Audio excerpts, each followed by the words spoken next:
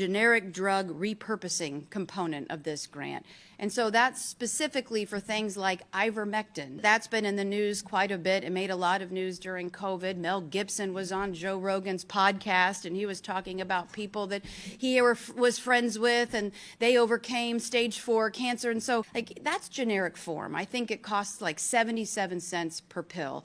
Is there any incentive on the part of some to want to research this when you're not guaranteed to have a big ROI, right? If you're researching like something like ivermectin that's generic, are you going to be able to, A, find a study that you can get the money to be able to fund it, but are you guaranteed revenue for your company going down in the future? We should look at the benefits of it. We shouldn't just speculate and guess. We should, as the state of Florida, with over $1 billion in funding since Ron DeSantis took office for cancer, we should be looking into things that are in generic form.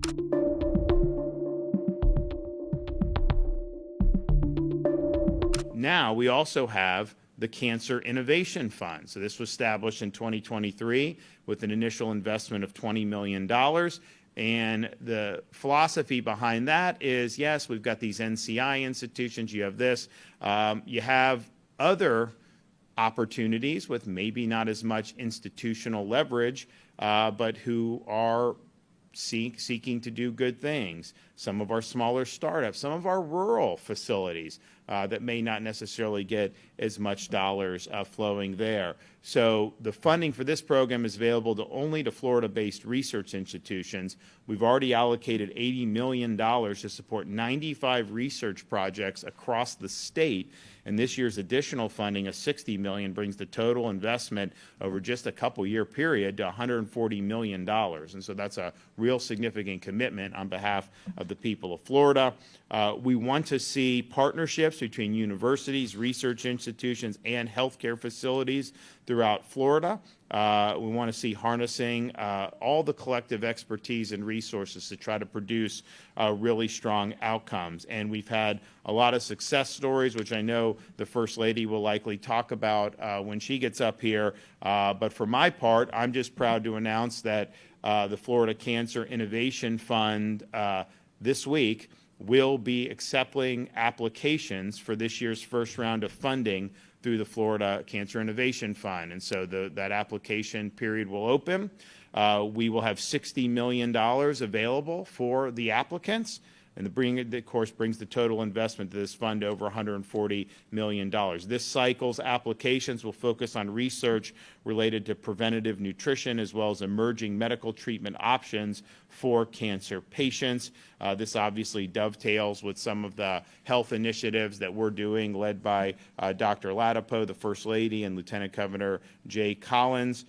Research does show that about 40% of cancer cases are preventable through lifestyle changes, including nutrition. This cycle's funding prioritizes projects that seek to increase preventative practices and/or learn more about what we can do in our daily lives to prevent or limit cancer development. So as of 2022, there were more than 18 million cancer survivors in the United States.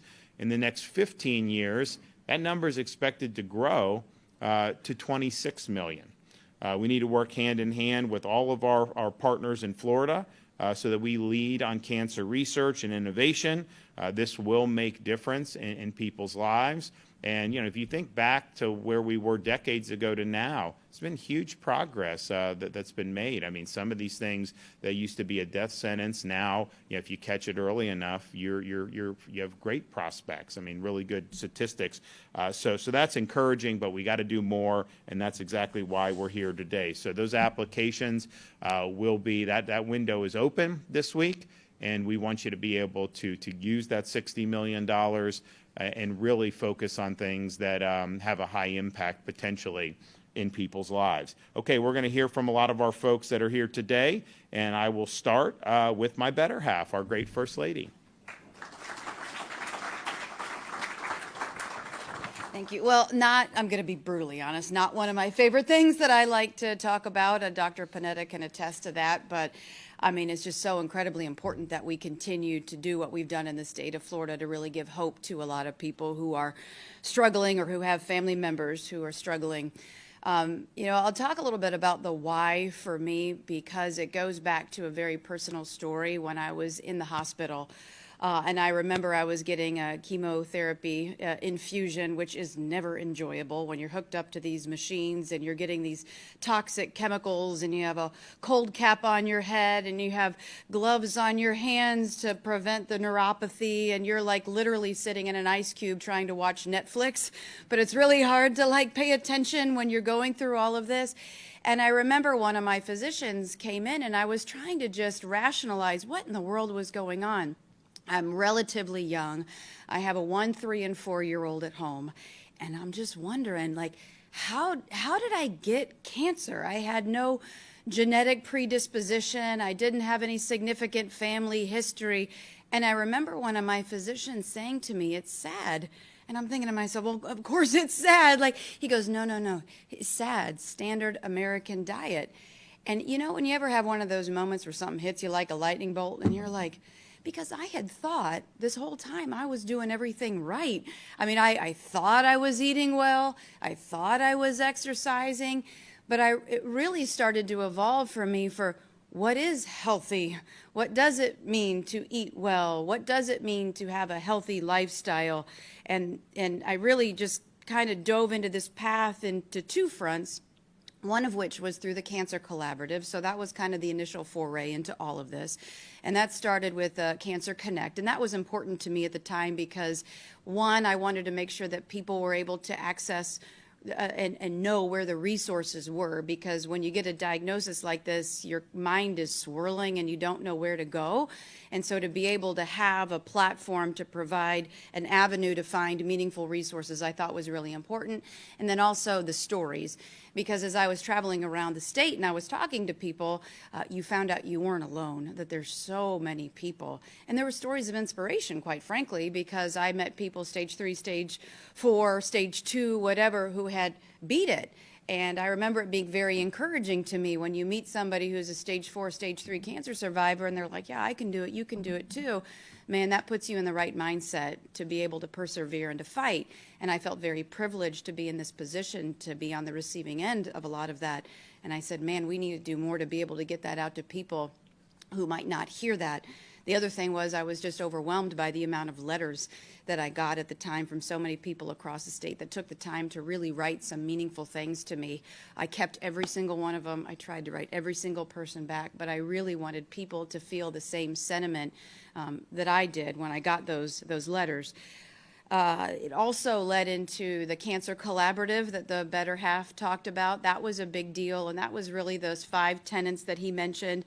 Data, coming to really learn more about cancer in Florida and how the government, kind of gets involved with all of this through our Agency for Healthcare Administration. There's a lag on the reporting data. So it was like a 2-year delay before we were getting a lot of this in, and we weren't doing reoccurrence data. And with the numbers skewing lower and higher, and particularly with the reoccurrence rates, I'm like, man, we need to really understand where we're going so we as a state are well positioned to be able to help, particularly if there's a certain part of the state or a certain kind of cancer. How can we best react to some of this from a government's perspective? The investment in the research, which is really important, making sure there's an ROI for the taxpayer, making sure that the quality of care is there, and investing in good outcomes for the people. Breaking down the silos of the hospital systems. That's really been, honestly, a privilege of mine to work with different entities across the state, because I tell everybody, I said, we're at war with cancer. We should all be in it together. If Hospital A has a really good procedure, then Hospital B should be able to utilize this too, and we shouldn't have competitive advantages over one over the other. We should make sure that everybody has, opportunities to be able to get that good quality of care. Innovation and new technologies, I'll talk about that.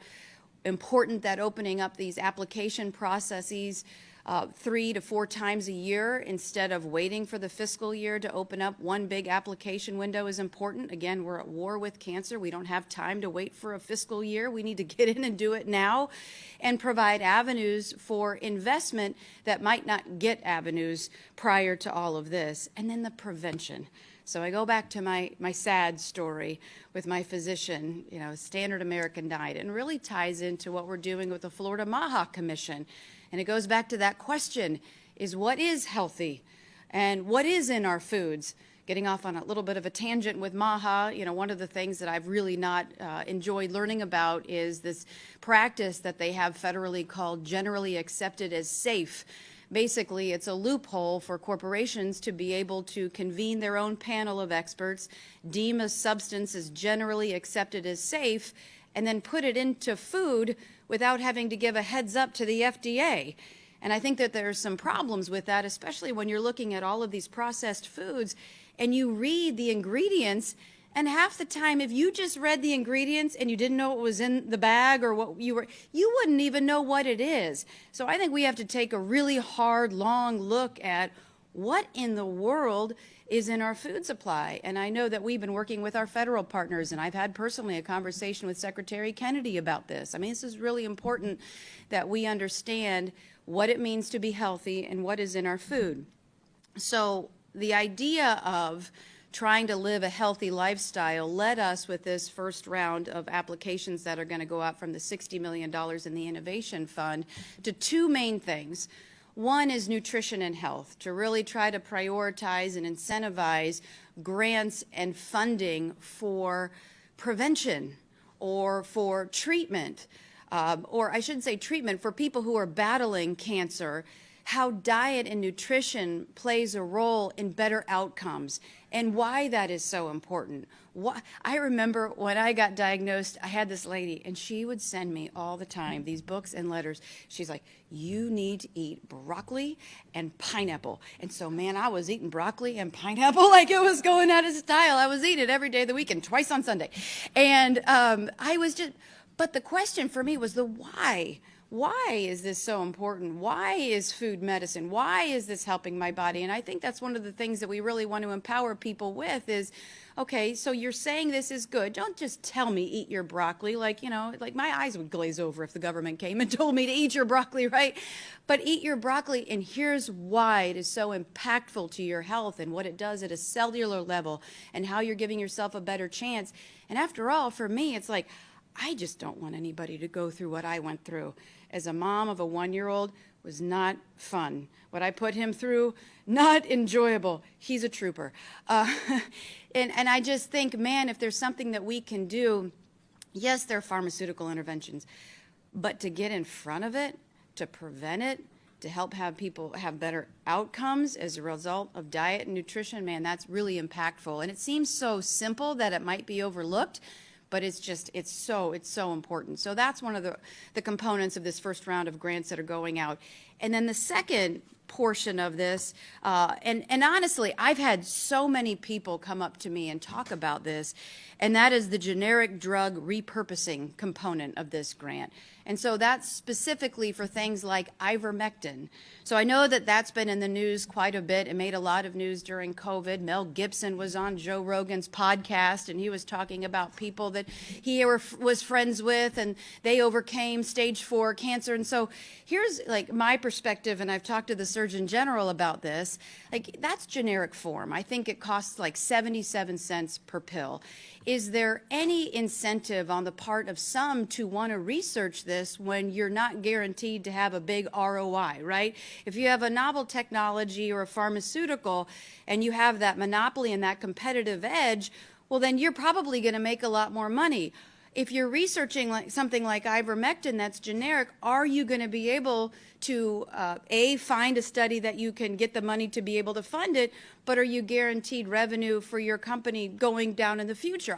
I don't know the answer to that, but I do know that we should look at it. We should look at the benefits of it. We shouldn't just speculate and guess. We should, as the state of Florida, with over $1 billion in funding since Ron DeSantis took office for cancer, we should be looking into things that are in generic form. And do they show outcomes? And do they show hope for people who are suffering? And we're uniquely positioned to do that because we're not in it for an ROI from a corporate standpoint. We're in it for an ROI on behalf of you, the taxpayer, and you who has a family member who's suffering from cancer, and God forbid that you suffer from cancer. And so that's why I think we're uniquely positioned to be able to help people.